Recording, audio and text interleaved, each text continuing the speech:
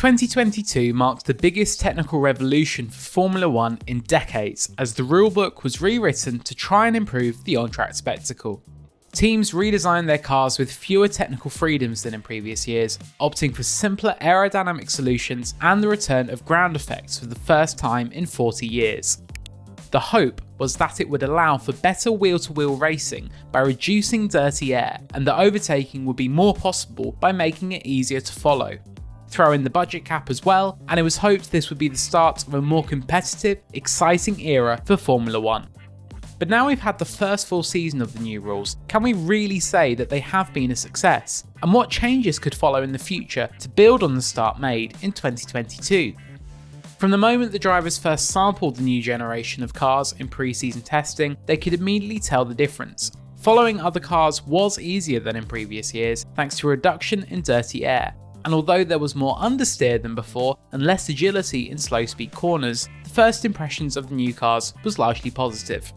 The dirty air problem has not been completely eradicated. Drivers are still finding that when they get within a second of the car in front, they are being impacted and losing downforce. In Singapore, Sebastian Vettel said he could not feel a big difference compared to last year, saying that as you need to get closer to overtake a car in front due to a reduction in the drag effect, it counteracted what F1 had been trying to achieve. Vettel said, "A lot of effort has gone in and not all the effort came out." But so long as the cars produce downforce, there will always be some degree of dirty air to contend with when in the wake of another car. The FIA reckons it cut the amount of downforce lost when in the near wake of another car from 50 to 25% this year, marking a big step forward. Unless we went back to cars without wings like in the 50s and 60s, dirty air is always going to be a problem in Formula 1. One of the biggest and most visible challenges that emerged from the new regulations was porpoising, something that caught every team by surprise when they hit the track for the first time. The return of ground effects meant some porpoising was expected, albeit not quite so severely as we ended up seeing. Rule tweaks were made midway through the season to curb the issue ahead of a bigger floor change for 2023. Although these rule changes faced resistance from some teams, the fact some were still struggling with porpoising in Abu Dhabi suggests it was a problem that did need fixing.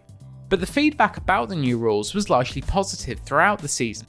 We were treated to a great wheel-to-wheel scrap between Charles Leclerc and Max Verstappen to start the year in Bahrain, and while Verstappen would go on to dominate the season, competition remained close, particularly in the midfield, where overtaking was noticeably more frequent than in previous years. The numbers back this up. According to Pirelli, there were 599 on-track overtakes in F1 through the 2021 season, but for 2022, this number went up to 785, an increase of more than 30%. The tyres had their role to play in the new rules package, reducing overheating and allowing drivers to push more. But given we often see a large amount of field spread when new regulations come into force, most notably in 2014 when Mercedes dominated, to have so much on-track action in the first year was a big positive. Those looking to point to the flaws of the new regulations will argue that it made F1 less competitive, and they do have some point. After all, Red Bull won 17 races, while out of 66 possible podium finishes in F1 this year, 65 of them were taken by Red Bull, Ferrari and Mercedes, the only exception being Lando Norris's third place finish at Imola. The midfield may have got tighter, but the big three teams appear to have moved further out of reach. Was it a surprise to F1? Not really. While the budget cap may now be in play, the teams with the best facilities and the most resources were always set to be the ones to beat under the new regulations, given their existing advantages. But as the quickest car solutions become clear to the rest of the field, more and more teams are likely to follow suit, meaning the field should begin to converge, particularly as the impact of the budget cap begins to be felt. Unlike previous technical eras of F1, the rules have reduced freedoms for teams in order to try and keep things more competitive. The potential for the field converging has given confidence to everyone that as the rules mature, F1 will get more and more competitive and allow for even closer action between the cars.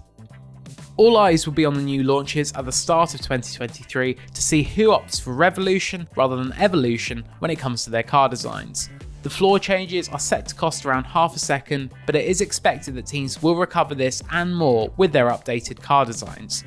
But as a start, it does appear that F1 is on the right track with its new rule set that could make for even more exciting racing in the future.